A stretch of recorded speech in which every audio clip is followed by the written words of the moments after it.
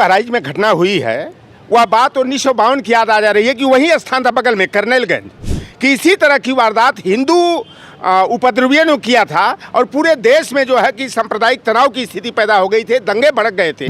वह एक मुस्लिम के घर का झंडा उतार करके हरे वाला और ले जा करके हनुमान जी वाला केसरिया जो है कि झंडा गाड़ करके उपद्रव फैलाने का काम किया।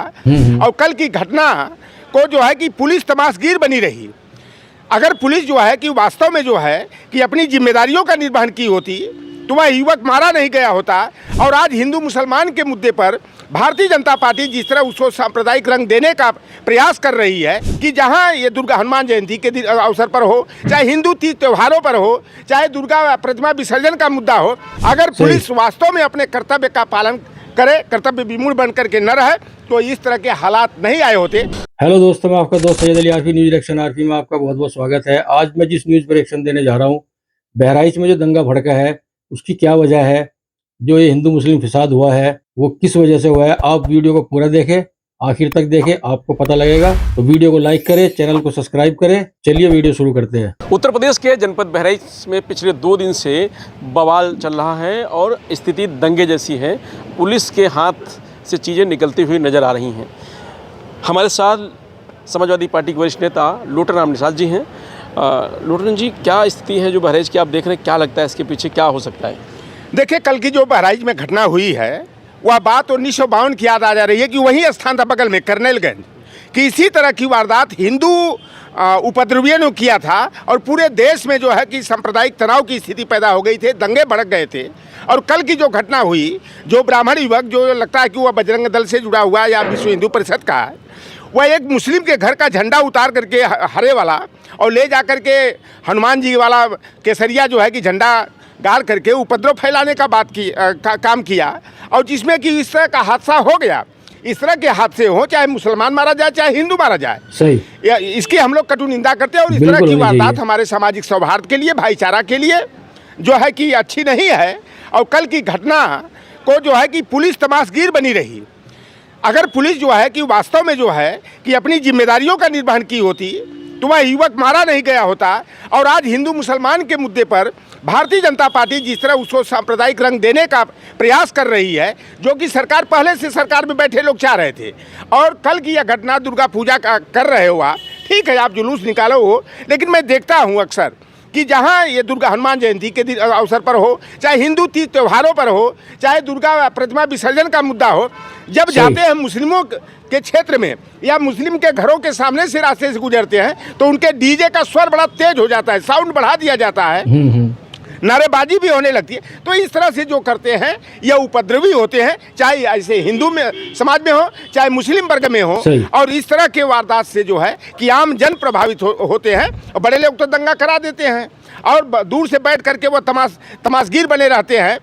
और इसमें कहीं ना कहीं जो है कि पुलिस की भूमिका जो है कि दिखाई देती है। और जितने वारदात हो रहे हैं, अगर पुलिस वास्तव में अपने कर्तव्य का पालन करे, कर्तव्य विमूढ़ बन करके न रहे तो इस तरह के हालात नहीं आए होते। आप देख लीजिए, अभी परसों की चौथा दिन की घटना है, यही लखनऊ राजधानी में खुर्रम नगर में एक लड़का, ठीक है, वो शायद वो ताश हाउस खेल रहे थे और पुलिस वालों ने मार डाला। और मारने वाले कौन हैं? सब घटना के पीछे देखेंगे, जितनी वारदात पूरे प्रदेश में हो रही है उसमें 99% मामले जोगेश, चाहे वो उप मुख्यमंत्री के बिरादरी के हों और चाहे जो है कि मुख्यमंत्री के बिरादरी ब्रजेश पाठक के हों, चाहे योगी आदित्यनाथ की बिरादरी के हों। अमन वर्मा को भी मारने वाले कौन हैं? योगी आदित्यनाथ जी की बिरादरी के हैं। और बगल में आप देखिए कि भारतीय जनता पार्टी का विधायक योगेश वर्मा को दौड़ा दौड़ा करके अधिवक्ता संघ का जो अवधेश सिंह हैं मार रहे हैं। और पुलिस वहाँ पर मुखदर्शक बनी हुई है, विधायक को ही पकड़ करके किया जा रहा है। और वो भारतीय जनता पार्टी का नेता जो है विधायक की पिटाई करा रहा है।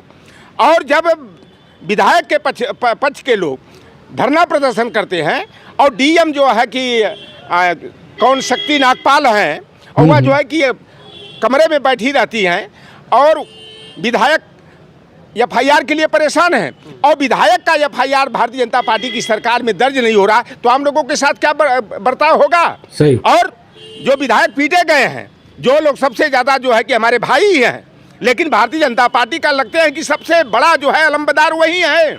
हमारे कुर्मी बिरादरी के विधायक हैं, पिछड़ी जाति के हैं, और योगी आदित्यनाथ के बिरादरी का भाजपा का नेता जो है दौड़ा दौड़ा कर सड़क पर मार रहा है। और जब विधायक का FIR दर्ज नहीं हो रहा है तो आमजन के साथ कैसा बर्ताव होगा? जी तो कह रहे हैं गनर भी छोड़ देंगे, नाराज है बहुत, बता रहे हैं उनकी पार्टी सुनी नहीं रही। अच्छा, गनर जो है वहाँ पर जो है कि चुप्पी साधे खड़ा है। विधायक को बचाने का प्रयास गनर को करना चाहिए। ऐसे गनर की क्या जरूरत है? अंगरक्षक कहा जाता है और विधायक पीटा जा रहा है और वह जो है कि हाथ पर हाथ डाल करके वहाँ पर बैठा हुआ है। तो ऐसे अंगरक्षक के क्या है? उसको तो नौकरी से बर्खास्त कर दिया जाना चाहिए, भले वो हमारी बिरादरी का क्यों ना हो, यादव बिरादरी का क्यों ना हो। ऐसे अंगरक्षक जो अपने कर्तव्य का पालन नहीं करते हैं, ऐसे अंगरक्षकों की सेवा लेना जो है कि हमारे विचार से तो बहुत ही गलत है। बहराइच को लेकर के जिससे कहा जा रहा है कि भाई सांप्रदायिक दंगा हुआ है, आपको लगता है दूसरा पक्ष कहीं नज़र नहीं आ रहा? दूसरा पक्ष कौन है? एक पक्ष की तरफ जरूर आगजनी की जा रही है, अस्पताल में आग लगाई जा रही है, तमाम सारी चीज़ें की जा रही हैं। जी, दूसरा पक्ष लेकिन नज़र नहीं आ रहा कहीं। देखिए, भारतीय जनता पार्टी इस समय बौखलाहट में, जब से लोकसभा का चुनाव हार गई है और 10 उपचुनाव दिखाई दे रहा, यह 10 उपचुनाव में हिंदू मुसलमान करने का ये प्रयास जो है सरकार की तरफ से किया जा रहा है। और आज एक पक्ष के लोग जो उपद्रव कर रहे हैं, मुसलमानों के साथ जो है कि बुरा बर्ताव कर रहे हैं, तो इसमें कहीं कहीं सरकार की संलिप्तता है। और अगर पुलिस और प्रशासन के लोग जो है कि अपनी जिम्मेदारी का निर्वहन करते, तो आज जो वहाँ का हालात पैदा हुआ है, यह जो है कि हमारे समाज के लिए जो है कि बहुत ही घातक है और इस तरह की वारदात नहीं होनी चाहिए। योगी आदित्यनाथ एक तरफ दावे करते हैं, लेकिन इनका असली चेहरा उजागर आ गया कि आज भारतीय जनता पार्टी के लोग जो है कि इस तरह के उपद्रव कर रहे हैं और पुलिस मुख्य दर्शक बन करके तमाशा देख रही है। तो यह पूरी तरह से जो है कि कानून व्यवस्था ध्वस्त है, पुलिस मदमस्त है और शासन प्रशासन जो है भारतीय जनता पार्टी वालों के सामने जो है घुटना टेक दी है, तमाशगीर बनी हुई है। और इस तरह की हालात जो है कि ठीक नहीं है। जो शो यात्रा के दौरान जो आप भीड़ देखे वहाँ पे, हर आदमी के हाथ में लाठी थी, वो दृश्य आपने देखा? मतलब ऐसी कभी शो यात्रा देखी किसी का आपने? देखिए, वही है ना कि ये सरकार और पुलिस वाले ये दंगा कराना चाह रहे हैं, इसकी आग को और बढ़ाना या चाह रहे हैं।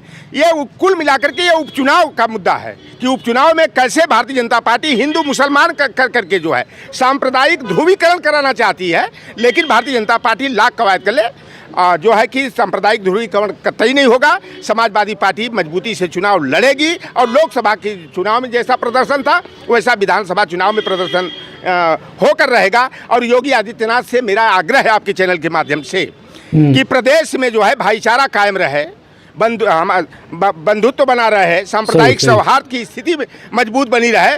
उस जो हालात बहराइच में देखने को मिल रही है, इन्हें जो है कि पुलिस बल को जो है कि मजबूती के साथ तैनात करने की ज़रूरत है। और जो पुलिस वाले अपने जिम्मेदारी का निर्वहन नहीं कर रहे हैं उनका निलंबन होना चाहिए।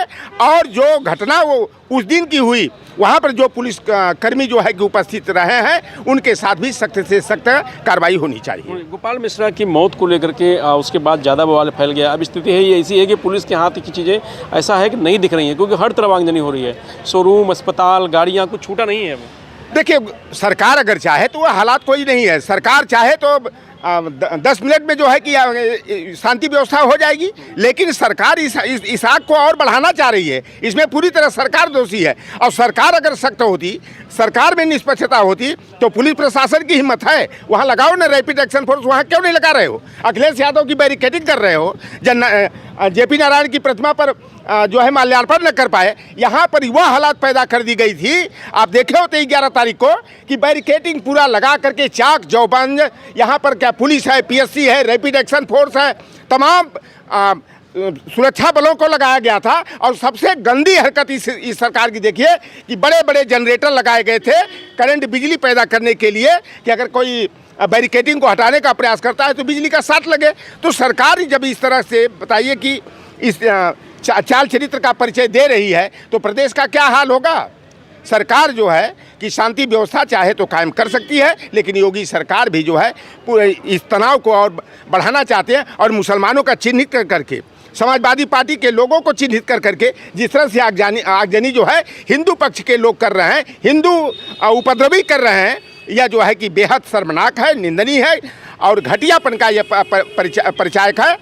अगर शांति व्यवस्था को कायम करना है तो हिंदू हो चाहे मुसलमान हो, दोनों को जो है कि संयम बरतने की ज़रूरत है। सही, यही तो बिल्कुल लोटन सही कहा। प्रसाद जी, जिनका कहना है कि बहराइच की जो घटना है उसके पीछे कहीं न कहीं पुलिस प्रशासन और सरकार की ढिलाई है। मनोज यादव, लोकमत हिंदी, लखनऊ। तो दोस्तों वीडियो आपने पूरी देख ही ली है। वीडियो देखकर आपको पता लगा होगा बहराइच के दंगों की असली वजह क्या है। उम्मीद करता हूँ वीडियो आपको पसंद आई होगी।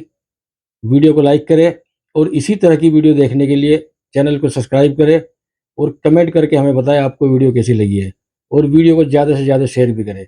मिलते हैं नेक्स्ट वीडियो में, तब तक के लिए खुदा हाफिज़।